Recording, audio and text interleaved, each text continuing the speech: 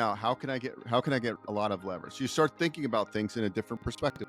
Well, what if Yeah. I get onto I'm gonna use Cody Sanchez.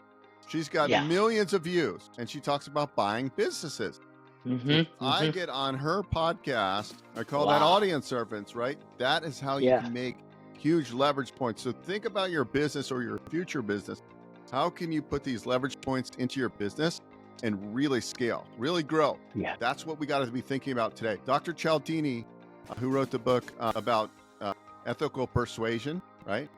He says that you want to focus on small bigs, and the small big is basically that's basically leverage, essentially. What is the smallest thing I can do to get the biggest result? So think about that every night before bed. In the next day, you wake up and go, what's the small bigs? If, for example, let's look at Vinney. If Vinney's like, hey, I got another $2 million to raise on this hotel. What is that small big he can do today? He can reach out to one of his best investors that has a huge network of high net worth people that Vinney does not know, and say, hey, I'll make his name. His name's Sal. Hey, Sal, it's Vinney here. I want to just thank you for, putting $500,000 into this deal that we're closing on. I've got a couple open seats left in this investment. Now, do you know anybody in your ecosystem that's looking for a great tax write-off? Because I'd rather, I know you've been with me for 20 years.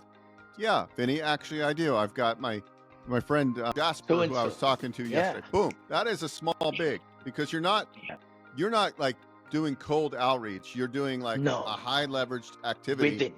Because you knew he had a big network of fellow doctors that all have multi-millions of dollars that are all looking for tax advantaged investments. Yes, so true, so true.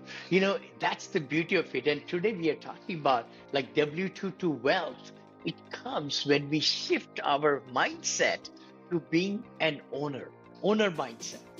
How we can really we get trapped, we get into shackles, I say, or golden, handshakes and all that with the high paying, but no freedom. But I think by pursuing our energy into a side hustle, it's so great to really, your side hustle could be just to make sure you're investing money with the right operators, right syndicators, which can bring, while you sleep, cash flow to you and the upside also, so that somebody else is doing the work and you're making your money grow. Yeah, and if you're like, hey, I've always been an employee, well, first thing you might, before you start the side hustle, might be what we call stacking skills. You start learning. Yeah.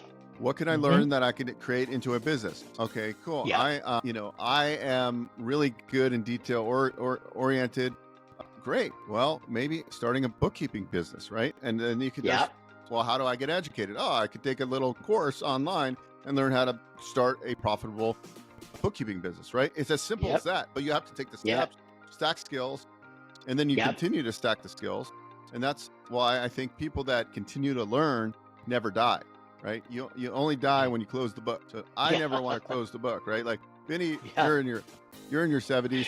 You could easily just go sit on a beach, right? And say, hey, I've got enough to last me. I'm good. Live a very